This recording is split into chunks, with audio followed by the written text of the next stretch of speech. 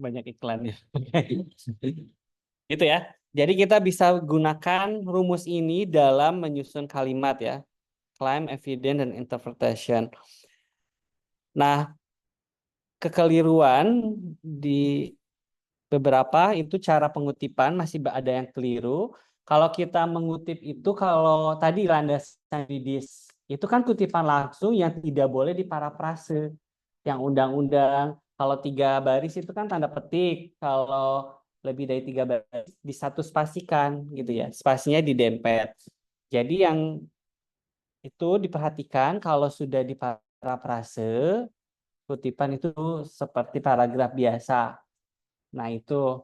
Tapi landasan yuridis itu tidak boleh diparafrase gitu. Masih ada beberapa yang undang-undang tidak di ini ya, tidak dikutip langsung gitu. Jadi ada kutipan langsung, ada kutipan intisari. Kalau kutipan langsung itu ya kita dari awal sampai akhir tidak boleh merubah satu kalimat atau satu kata pun gitu ya di dalam undang-undang, PP itu tidak boleh gitu karena itu sudah landasan yuridis gitu ya. Tapi kalau yang lain boleh kita parafrase, kita baca dulu, kemudian kita deskripsikan secara ulang gitu. Otomatis kalimat yang akan penggunaan kalimatnya harus beda dengan yang kita kutip ya, tapi kita ada intisari yang akan kita kutip. Kemudian sumber gitu ya, masih ada yang nulisnya nama lengkap kan, kutipan sumber itu harus nama belakang aja ya. Kemudian keterkaitan kalimat dan paragraf gitu ya. Antar kalimat harus saling terkait, makanya pakai rumus yang tadi ya. Dan antar paragraf pun harus saling terkait ya, jangan boleh langsung loncat-loncatan gitu ya. Tiba-tiba bahas apa gitu, paragraf berikutnya bahas apa tanpa ada kalimat penghubung. Jadi harus ada kalimat penghubung. Kemudian belum ada indikator menunjukkan kurangnya kompetensi siswa atau mahasiswa gitu. Jadi bukti-buktinya itu apa? Ketika kita menunjukkan masalah. Nah, jadi di latar belakang masalah itu kan harus ada masalah. Masalah itu adanya kesenjangan atau gap antara idealia dengan realita. Jadi harusnya kalian jelaskan dulu idealnya seperti apa, tapi kenyataannya seperti ini. Nah, masalah itu ada 2 jenis, ada masalah teoritis, ada masalah empiris. Masalah teoritis itu kita cari dari jurnal-jurnal, kan ada beberapa yang teman-teman yang menyatakan rendahnya kreatif dari siapa gitu ya, hasil penelitian siapa gitu, itu boleh gitu ya. Atau masalah ini ada beberapa, ada satu ya yang saya temukan dosen yang tipenya itu masalah dari gitu. Kalau masalah, jadi saya bingung jelasin gimana. Kalau masalah teoritis tadi ya dari referensi-referensi yang kalian temukan dari jurnal gitu. Kalau masalah empiris itu lapangan yang kalian lakukan secara studi lapangan gitu. Tapi ada salah satu dosen yang berasumsi bahwa masalah itu bisa dari tidak ada atau tidak pernah ditelitinya suatu judul itu. Jadi pas di latar belakangnya tuh cuma ini kayak systematic review ya, menampilkan bahwa topik ini tuh tidak ada gitu. Bisa pakai fast viewers gitu ya. Ada yang dosen yang seperti itu. Saya cari pas nguji ya, bimbingannya tuh kok masalah teoritisnya nggak ada, masalah empirisnya nggak ada. Ternyata beliau berasumsi bahwa dari situ juga masalah katanya. Ya itu kan style saya bilang ya. Saya bilang style style orang gitu ya. Jadi silahkan nanti mengikuti yang mana gitu. Yang penting harus ada masalah ya. Karena latar belakang masalah. Nah, di dalam latar belakang masalah kita harus tadi kan adanya gap antara idealia dengan realia. Ketika kita menyajikan suatu masalah baik teoritis ataupun empiris, harus ada bukti-buktinya. Dan itu kita ambil dari mana gitu ya? Apakah kapan ngambilnya gitu ya? Dengan teknik apa aja gitu. Misalkan tadi ada siapa ya, berpikir kreatif itu cuma dijelasinnya observasi dan wawancara. Tapi apakah berpikir kreatif atau Arum ya kalau salah, berpikir kreatif pemecahan masalah bisa ditemukan dengan wawancara, dengan observasi? Kan nggak bisa ya. Harusnya kan ada tes gitu kan, betul nggak? Harusnya ada tes gitu. Harus kita tes pendahuluan di awal gitu kita lakukan tes, kemudian kita lihat potretnya gitu seperti apa gitu ya. Jadi tekniknya juga harus jelas, bahkan sampai instrumennya itu harus jelas gitu. Kalau ujian tuh biasa ditanya, pas studi pendahuluan instrumennya dari mana gitu ya. Apakah kita ambil instrumen orang gitu kita pakai atau kita pengembangkan. Kalau mengembangkan sendiri bagaimana fiabilitasnya gitu. Jadi perlu harusnya gitu yang kemarin 2 minggu ke belakang kita tidak ketemu, harusnya itu kalian lakukan gitu, bukan sekedar observasi wawancara, tapi tergantung variabelnya. Apakah variabel pemecahan masalah bisa dengan observasi wawancara saja gitu kan, harusnya ada tesnya ya misalkan begitu.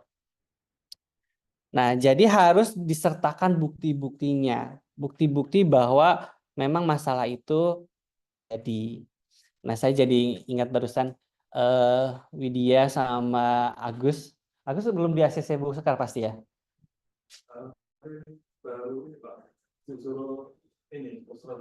Belum ya, belum dibaca jangan-jangan ya. Karena kalau saya yakin nanti kamu ketemu Bu Sekar pasti jawabannya. Ini latar belakangnya masih PTK, bukan R&D ya. Gitu. Ya, kelihatan ya. Jadi setiap metode penelitian itu memiliki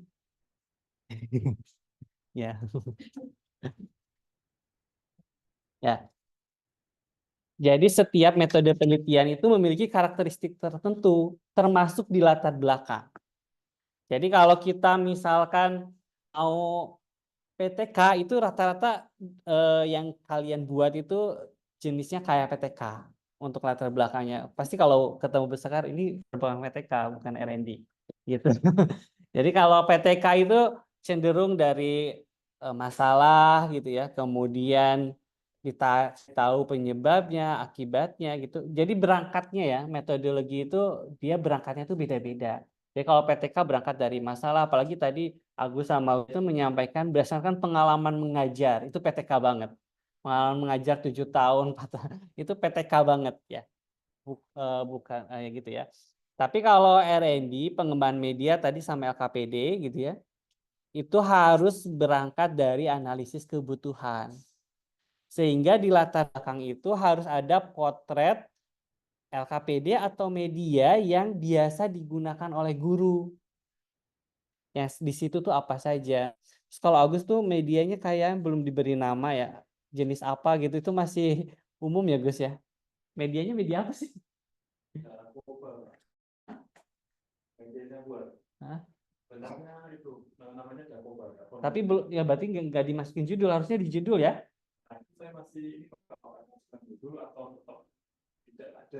Harusnya judul karena kalau dilihat ini kayak ambigu, medianya media apa gitu ya. Kalau mau dikasih nama itu namanya yang dimasukkan judul. Gitu ya. Jadi harusnya kalau R&D itu dari analisis kebutuhan dan wajib ada potret media atau KPD yang selama ini sudah digunakan oleh guru gitu ya. Nah, apa yang akan dikembangkan gitu.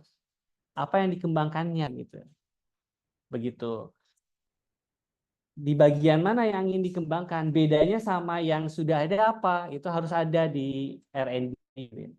Tapi kalau kuasi eksperimen tadi ya kuantitatif atau kuantitatif yang kuasi eksperimen atau korelasional kan sebenarnya kalau kuantitatif itu berangkatnya untuk menguji teori. Ya, kuantitatif itu tujuannya untuk menguji teori sehingga perlu ada teori-teori yang mendukung gitu. Nah, di latar belakang wajib ada asumsi. Kalau di R&D asumsinya di belakang kan asumsi pengembangan. Nah, asumsi itu adalah suatu landasan yang ingin kita buktikan.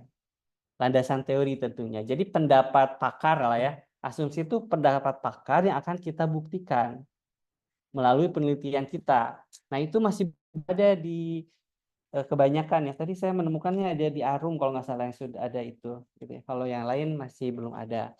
Jadi harus ada irisan di setiap variabelnya. Kalau kalian punya 3 variabel, harus ada runtun dalam latar belakang itu irisannya self efficacy dan numerasi itu apa gitu ya. Kemudian irisannya dengan presume itu apa gitu. Saat setiap variabel itu harus ada irisan. Termasuk Widya latar belakangnya terlalu sedikit ya. Padahal variabelnya banyak banget, 4. Itu multivariat ya. Bisa kamu multivariat? Saya kok yakin ya kamu bisa multivariat ya. Itu variabelnya banyak banget, saya kaget. Oh, itu multivariat gitu. Ngerti nggak multivariat? Ya. Oke, gitu ya. Jadi dalam latar belakang masalah, ada penyebab, ada akibat gitu ya. Akibat jika masalah tersebut tidak segera diselesaikan, itu apa? Gitu. Kemudian analisis alternatif solusi. Nah, setelah itu keterkaitan antar variabel juga harus dijelaskan. Bahkan ada beberapa dosen yang minta di latar belakang itu ada penelitian yang relevan. Bahkan saya pernah juga di jurnal Scopus itu dia minta reviewernya minta di latar belakang itu kamu harus menunjukkan penelitian yang relevan dan kebaruan dari penelitianmu. Pas review itu saya dapat pernah kemarin di Scopus itu dia minta penelitian relevan dan kebaruan. Jadi boleh kita sampaikan ya, biar nggak dikit-dikit amat. Kalau Agus sama Hera udah banyak ya, lain masih sedikit misalnya.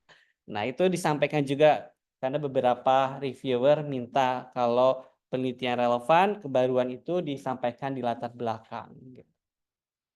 Karena proposal itu kan seperti kita namanya propose, kita melamar gitu ya, kan tujuannya ingin diterima oleh para penguji ya. Jadi kita harus memberikan bukti-bukti bahwa kita itu memang layak untuk diterima gitu ya.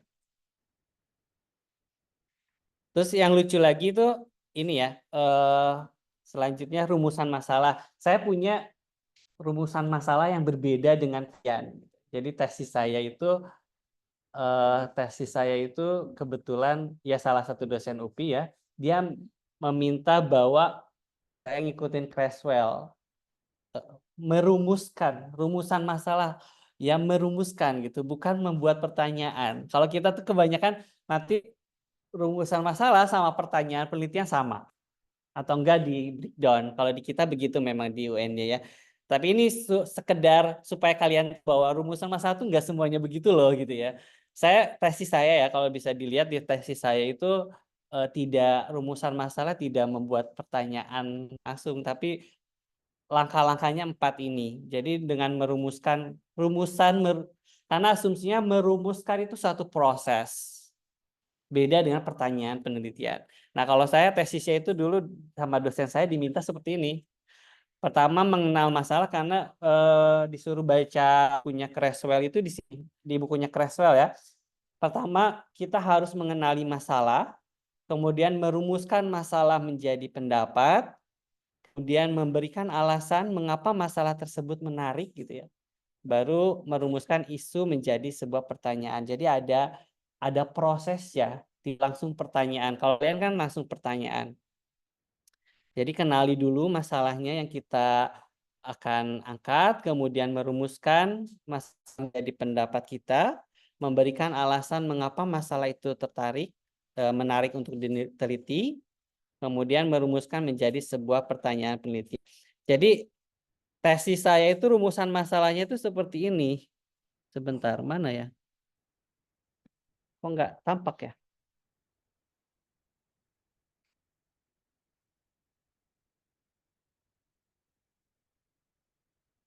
Ini tampak nggak? Oh ini. Rumusan saya tuh tesisnya seperti ini. Jadi ada teori-teori pendasar juga gitu ya. Karena saya judulnya dulu kreativitas matematis ya. Seperti tadi ya, mengenali masalahnya dulu, masalah itu apa, kemudian merumus masalah menjadi pendapat, seperti ini. Beda kan sama rumusan masalah kalian ya. Nah, makanya saya tadi bilang bahwa tergantung style dosen pembimbing, karena saya dulu pembimbingnya pengen saya ikut Creswell, jadi seperti ini rumusan masalahnya. Jarang atau sekali kayaknya kalian belum pernah nemuin rumusan masalah seperti ini ya. Nah, gitu. Rata-rata kan pertanyaan penelitian ya.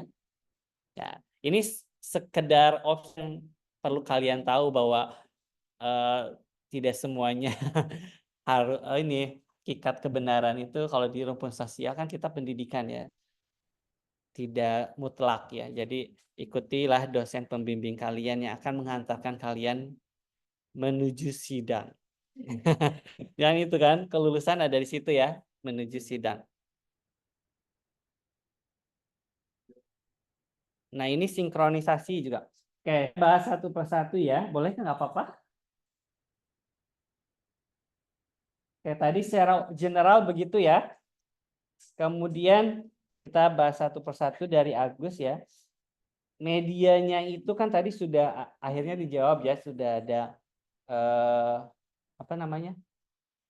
Tadi dakon? Dakon banjir. Oke. Nasi, karena ini ada tulisannya kan di sini kan berbasis permainan tradisional, berpendekatan ekopedagogi itu seperti apa gitu ya. Pendekatan yang dikembangkan itu pendekatannya atau medianya. Kalau medianya, nanti si pendekatan ini tuh di mana? Gimana cara menyajikan pendekatan ini dalam sebuah media? Apakah di kontennya gitu kan? Ya makanya Mas kalau mengembangkan media yang lain juga ya, kalian harus jelas dulu LOM-nya, learning object materialnya seperti apa. Kalau untuk mengembangkan media ya harus jelas learning object materialnya gitu ya. Nanti dalam menyajikannya apakah pendekatan itu ada di situ gitu ya. Jangan sampai gini loh, di medianya tuh tidak ada pendekatan eko pedagogi, tapi pas ngajarnya menggunakan pendekatan eko pedagogi berbeda ya. Salah kalau begitu. Harusnya ekopedagoginya itu ada di dalam LOM medianya. Ya, paham nggak maksud saya? Oke. Ya, makanya pendekatan ekopedagogi itu karakteristiknya apa saja itu harus ada di dalam media yang akan dikembangkan.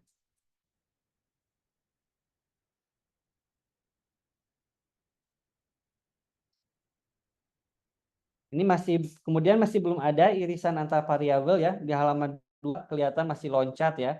Lagi bahas tentang kesadaran, tiba-tiba berpikir kritis gitu kan. Dan lain sebagainya itu di ini.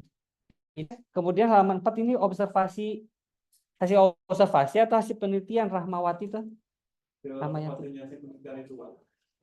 Kamu nggak observasi.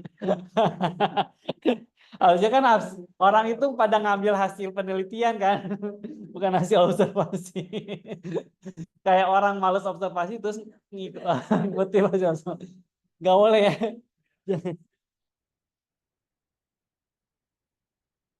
Oke, kalau tata tulis tadi sudah dijelaskan.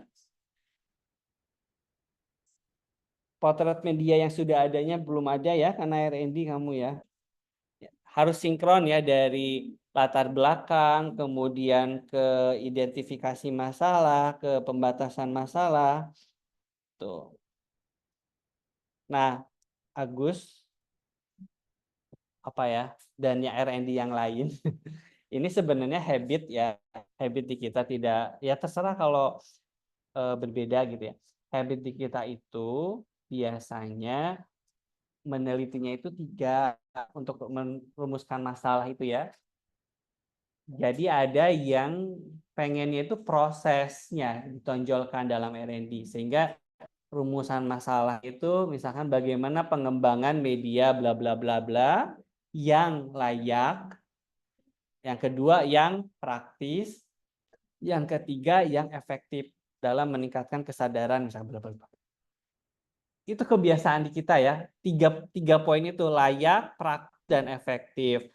Layak itu kita uji kepada ahli, yaitu kepada dosen dengan syarat tadi ya kita kan di buku pedoman harus doktor, lektor minimal ya. Jadi ya gampangnya yang mengajar S2 atau S3 gitu. Itu yang bisa jadi kalian jadikan validator untuk uji kelayakan. Kemudian praktis. Praktis itu oleh praktisi, yaitu guru atau siswa, guru dan siswa gitu ya. Kemudian efektif, efektif kalian punya 2 variabel kan, efektif itu dari hasil ujinya. Ada yang R&D-nya di-combine dengan kuasi eksperimen, boleh gitu. Ada R&D-nya di-combine dengan PTK, boleh, terserah gitu ya. Karena R&D itu mix. Kalau Bu Sekar disertasinya di-combine dengan PTK. Tapi yang lain juga ada yang di-combine dengan kuasi eksperimen, terserah gitu ya. Jadi yang penting uji efektivitas gitu kalau R&D. Nah, biasanya pertanyaan penelitian nanti membuat cabang dari 3 pertanyaan menjadi 6 pertanyaan. Misalkan tadi yang layak ya.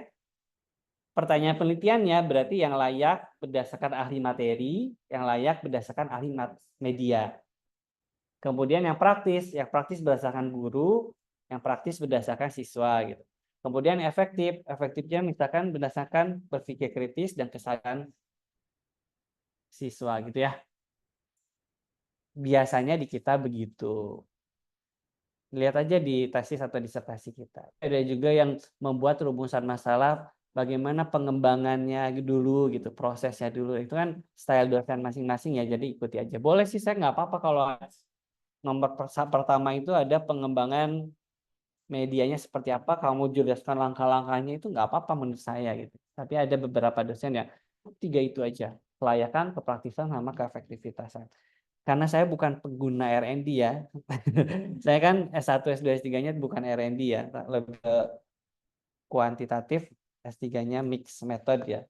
Kalau di UPI itu nggak boleh R&D. Sama dosen saya itu diharamkan R&D. Nggak boleh sama sekali. Jadi saya seangkatan itu, nggak tahu ya kalau sekarang ya. Saya seangkatan itu nggak ada yang R&D. Adanya yang mix method. Gitu. Campuran antara kuantitatif kualitatif. Jadi saya bukan pengguna R&D. Tapi kalau selama saya di sini habitnya begitu ya untuk rumusan masalah di R&D. Kemudian manfaatnya di sini oh ya kalau kita harus fokus ya dari variabelnya, kalau variabelnya berpikir kritis ya selamanya itu bahasnya itu, jangan ke pemahaman gitu ya. Bahkan baru kemarin sore itu ada yang ujian ujian proposal S3 ya. Judulnya itu kan berpikir kreatif, tapi di latar belakangnya itu bahas pemahaman. Sedangkan secara logika, pemahaman itu kan ada di C2, lots kan. Sedangkan berpikir kreatif itu ada di C6, HOTS. Nah, C2 aja bermasalah, ngapain meneliti C6, bener nggak? Harusnya kan menyelesaikan yang lot dulu gitu ya, baru yang HOTS gitu. Nah, itu jangan sampai muncul di kalian gitu ya. Tidak sinkron ya. Secara logika ya kalian bermain secara logikanya gitu. Termasuk Widya. Widya kan secara logikanya tuh semua variabel rendah. Iya kan? Di identifikasi masalah tuh semua variabel rendah. Kepemimpinan kepala sekolah rendah, gaya mengajak kepala sekolah rendah, kinerja guru rendah, semua rendah. Sedangkan namanya rasional tidak ada tindakan. Nah, ada beberapa anak S1 biasanya. Lah di awal rendah, tapi pas hasil penelitian jadi tinggi. Padahal kan tidak ada tindakan. Dari mana itu gitu ya. Yang sampai tidak logis seperti itu. Jadi harus jelas gitu ya. Makanya kalau kualitatif ya kita harus kuat di teori, asumsi. Itu harus kuat di asumsi dan teori gitu ya. Sehingga kita itu nanti membuktikan gitu ya. Jadi tidak mesti harus semua rendah ya, dia semua variabel direndah-rendahin gitu. Nanti kamu bingung pas hasilnya gitu. Rendah semua gitu ya. Nah, itu pokoknya dukungan teori kalau kuantitatif itu wajib dukungan teorinya. Sering terjadi seperti itu ya, dia itu di bab satunya katanya rendah, tapi di bab di empatnya tinggi, padahal tidak ada treatment. Mending kalau kuasi eksperimen ya ada treatment kan. Kalau kuasi eksperimen kan ada treatment jadi masih aman gitu. Bisa berasumsi bahwa meningkatnya itu dari treatment gitu ya kalau yang kuasi eksperimen. Kemudian selanjutnya Hera ya. Hera tuh latar belakangnya terlalu banyak tentang kompetensi TIK. Padahal di variabelnya tidak ada TIK-nya gitu. Harusnya kan kalau misalkan variabelnya literasi digital oke gitu ya karena terkait TIK gitu ya.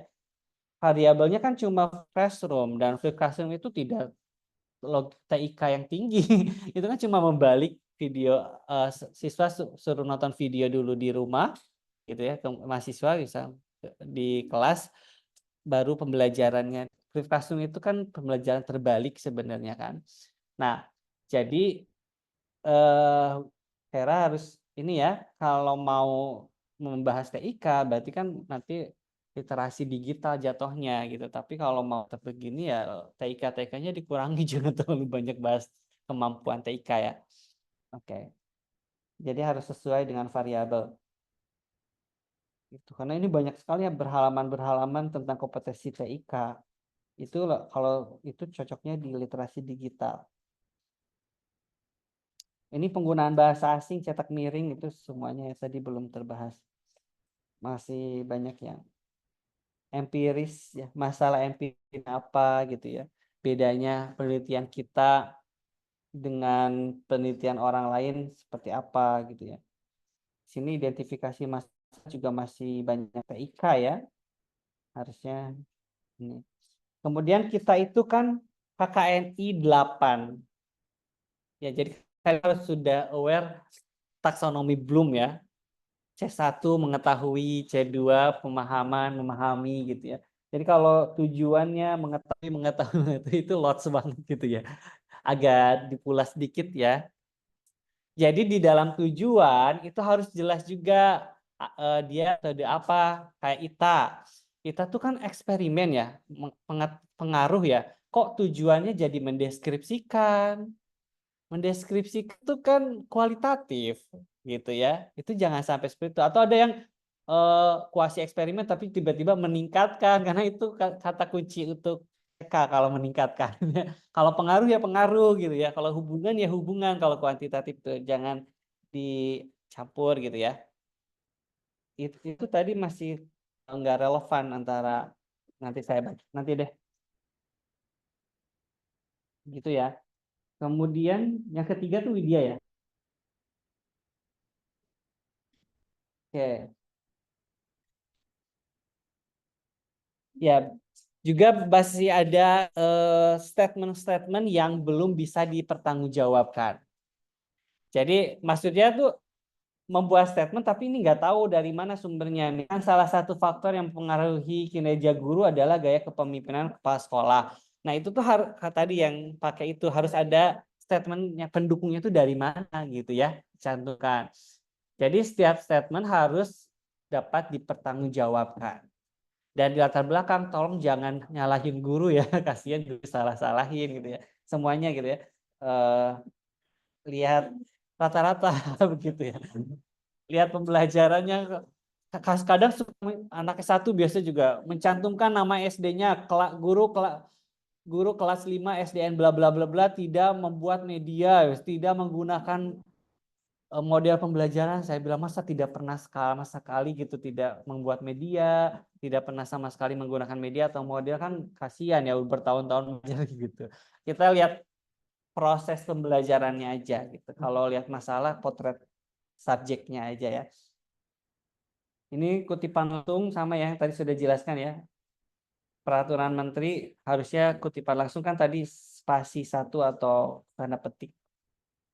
Latar belakang masih kurang ya. Nah, ini identifikasi kurang semua, jadi nanti gimana?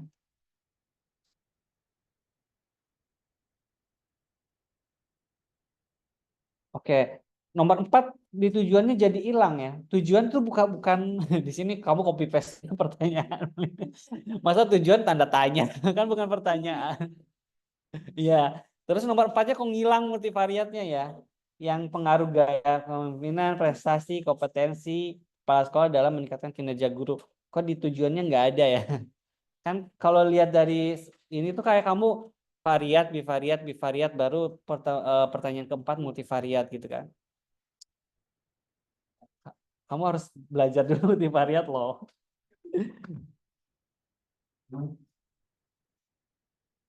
Oke.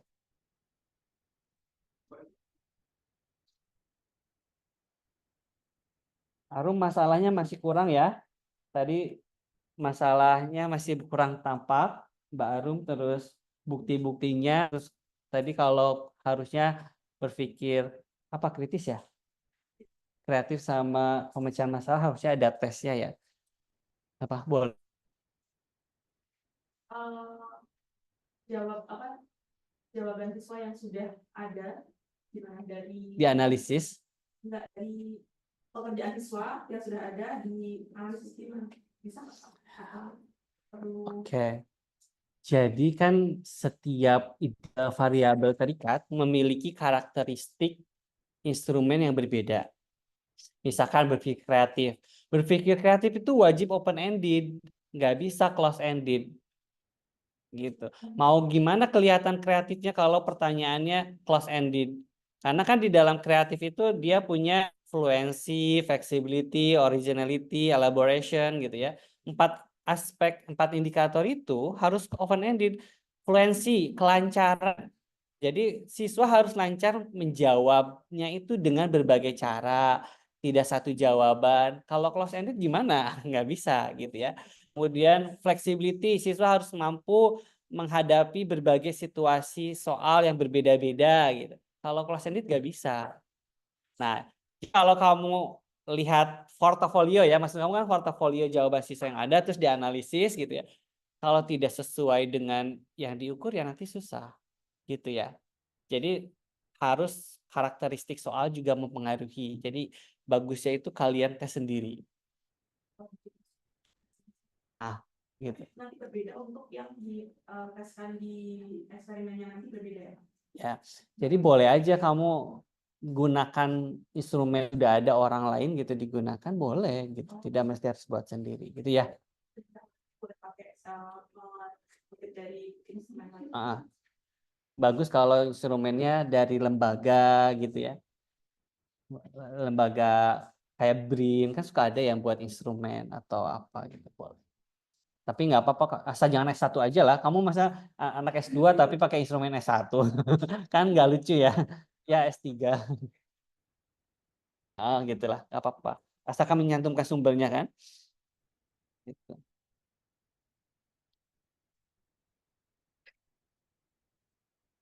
Oh, Arum tuh pengembangan ya. Berarti tadi ya, potret LKPD yang sudah adanya apa ya.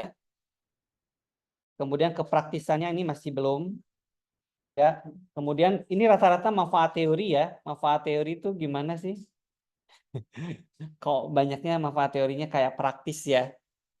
Nah, bedakan antara manfaat teori sama manfaat praktis.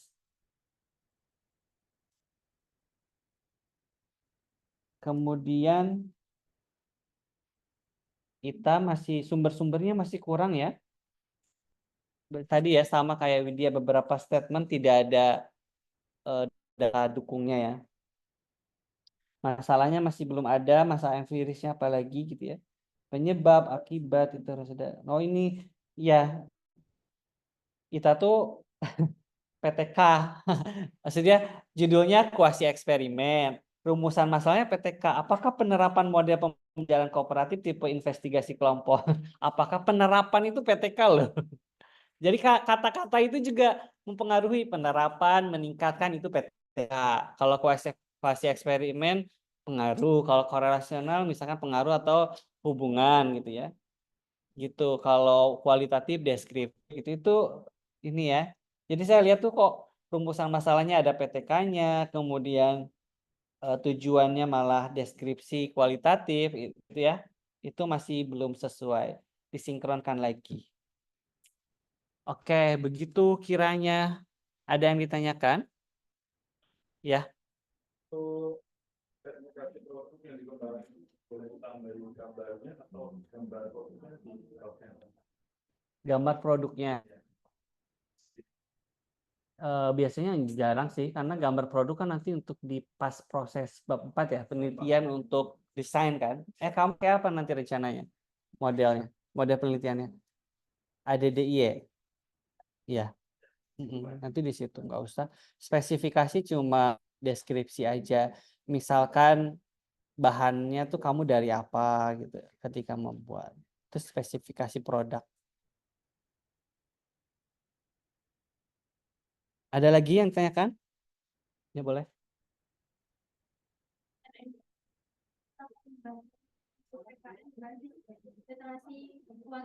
Modul.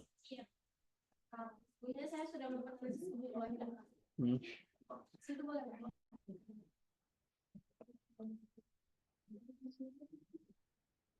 Ada udah 5 SD Pak, itu.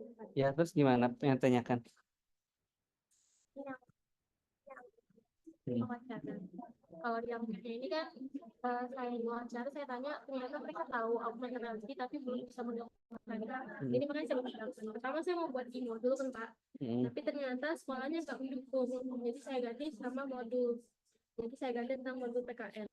Tapi yang saya ingin tanyakan Pak tentang literasi kewarganegaraan. Jadi kata Pak Fatur, kalau budaya karena saya dari Medan, Sumatera Utara, Bapak baru orang Wales nih kan. Lihat kenapa? Adik saya banget. Terus Jadi kata Pak Fatur, budaya di Jawa kan kamu nggak paham. Jadi cukup fokus ke sini. Kalau fokus ke sini kan dia berubah menjadi kognitif ya Pak. Jadi ini saya buat instrumen lagi terkait PSD-nya Pak. ya boleh. Berarti saya buat PSD lagi. Ya, boleh. Ini tetap di itu nggak untuk mereka untuk kewarganegaraan, untuk literasinya. Ya boleh. Jadi literasi kewarganegaraan kan bukan kognitif aja, tapi sikap juga kan? Iya. Bagaimana kepribadiannya sudah mencerminkan warga negara. Berarti dua-dua sih. Boleh. Nggak apa-apa. Untuk hasil belajarnya untuk ke hasil belajar variabel 1. Oh, ada judulnya, ada hasil belajar. Enggak, tapi cuma kata Pak itu masukin aja hasil belajarnya biar nanti bisa sinkron sama untuk kuasi eksperimen di efektivitas. Berarti masukin judul dong, literasi kewarganegaraan dan hasil belajar. Oh iya. Penelitiannya di Jawa.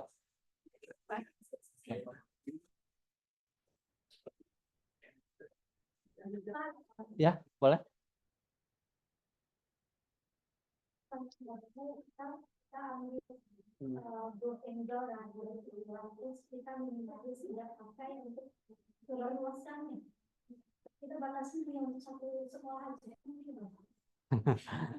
Oke, pemilihan model juga sebenarnya kan harusnya itu rata-rata mahasiswa itu ditanya kenapa pakai model ini, nggak bisa jawab gitu. Jadi harus jelas ya. Setiap orang itu dalam mengembangkan itu pasti ada maksud dan tujuannya. Jadi ball and itu maksud tujuannya apa? Kalau IDDI branch itu dia maksud tujuannya apa, harus jelas dulu ya. Jadi kita harus pilih gitu ya. Dan jangan sampai ada beberapa ya oknum mahasiswa, apalagi tapi pas pandemi kita ini sih kita toleransi pas pandemi ya. Kalau sekarang kan udah nggak pandemi lagi. Yang memotong langkah gitu ya. Jadi dari bold and go 10 langkah jadi 7 langkah gitu. Ada yang jadi 6 gitu. Itu jangan ya, kasihan orang capek-capek bikin 10 langkah. Jangan deh ya. Gitu ya. Tapi kalau pas uji apa luasnya, maksudnya satu, sebaiknya ini minimalnya satu gugus kan ada terdiri dari 5 sekolah gitu ya.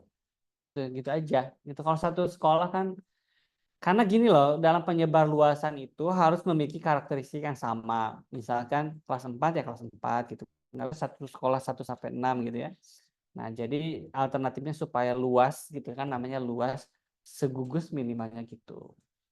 Menurut saya ya. Jangan satu sekolah. Sekolahnya berapa rombel?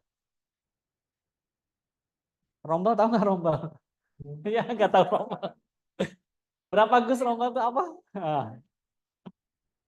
Rombongan belajar. Ya, rombelnya tuh misalkan ada, kecuali kalau rombelnya banyak, ada 5 rombel ya nggak apa-apa. Ya, di sana kelas 5-nya ada berapa? Kalau sedikit ya jangan, itu nggak luas. Kalau sekolahnya punya 10 rombel ya nggak apa-apa lah di satu sekolah gitu ya. Karena siswanya banyak gitu ya.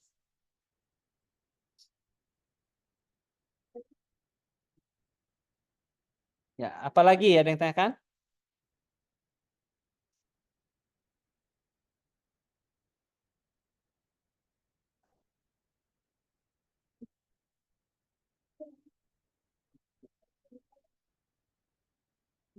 Kecamatan. Iya, Bu. Ngapain harus 2 kecamatan alasannya?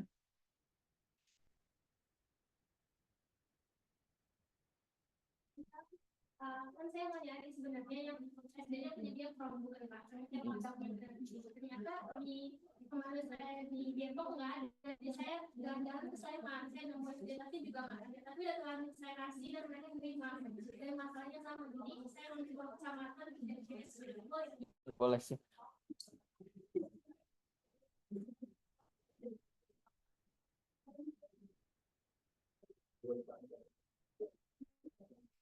Di SD Muhammadiyah Sapen itu dia punya kelas digital. Di SD Muhammadiyah Sapen itu dia punya kelas digital. Di situ. Sapen. Sleman. Ada lagi yang ditanyakan?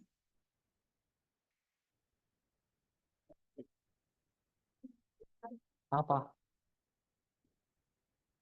Oh ini. Sama ya sama yang tadi saya udah coret-coret ya.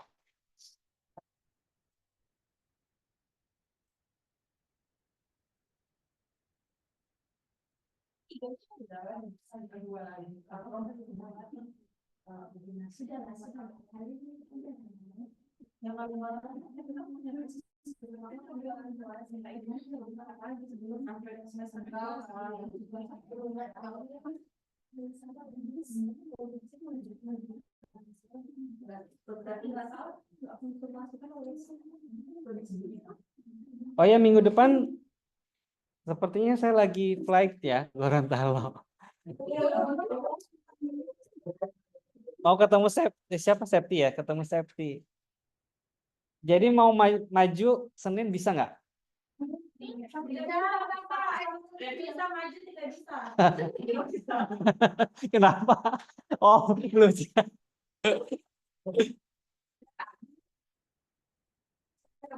Kamis ya? Iya Kamis aja ya.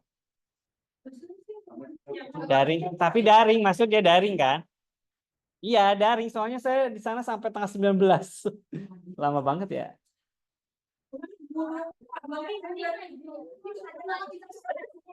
Ayo, serius. Saya sendiri kok.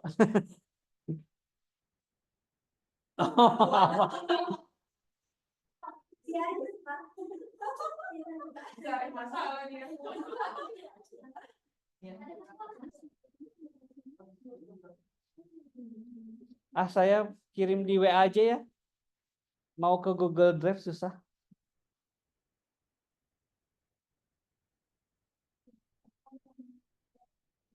Terus gimana jadinya mau hari apa? Tapi daring ya karena lama.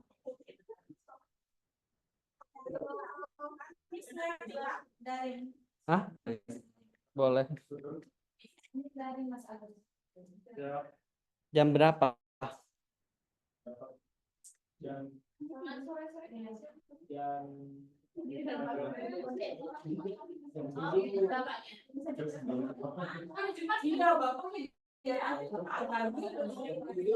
Bebas lah. Kamis boleh Kamis. Bentar.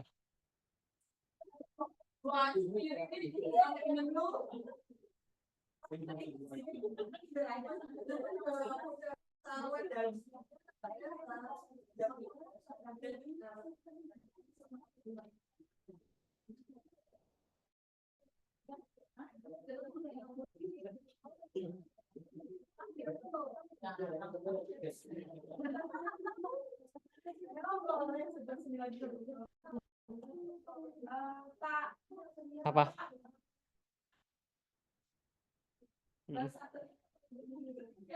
Enggak usah. Hah? Sebentar. Saya lihat agenda dulu ya. Kamis. Pagi bisa setengah 8 ya. Kamis setengah 8 ya. Kemudian untuk presentasi minggu depan itu bab 2. Bab satunya tidak perlu. Nanti besok kan saya bahasnya bab 2 aja gitu. Tapi kalian harus punya bahas bab 1 juga buat nanti kan. UTS 1 UTS kan kalian ngumpulin 1, 2, 3 sama instrumennya. Jadi minggu depan udah nggak bahas bab 1, bahasnya bab 2.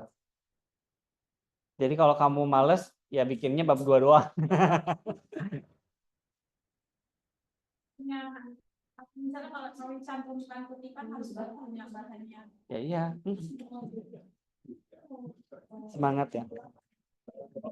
Apa? Teman-teman, ini Mbak Tia dan Mbak Imas kan pindah kelas RPR, Pak. Oh, terus? Ya, Mbak Imas itu belum ada ACC dari dosen KRS-nya. Kalau Mbak Tia udah, nah ini saya menunggu ACC Mbak Imas. Sudah saya kirimkan opsi jadwal untuk seterusnya, Pak. Sudah saya hilangkan Mbak Tia dan Mbak Imasnya itu seperti itu jadinya. Oke, sip. Jadinya yang terakhir, pertemuan terakhir yang untuk bab ini yang instrumen itu 4 orang ya, banyak kan 5, 5, 5, 4. Terus yang untuk proposal itu yang 3 kali atau 3 orang itu 3 kali ya kalau nggak salah. Kalau sebelumnya kan 5. Nah saya ambil yang paling bawah 3 itu untuk ganti yang ke bawah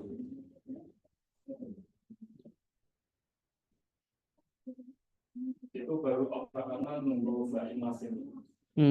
Tapi untuk pertemuan minggu depan masih aman.